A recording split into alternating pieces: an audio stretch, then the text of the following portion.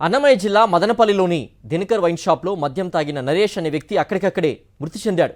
దినకర్ వైన్స్లో మద్యం సేవించిన తర్వాత నరేష్ మృతి చెందడం పలు అనుమానాలకు తావిస్తోంది. అతిగా మద్యం సేవించడం వల్ల మృతి చెందాడా, నకిలీ మద్యం తాగడం వల్ల మృతి చెందాడా అనే కోణంలో పోలీసులు దర్యాప్తు చేపట్టారు.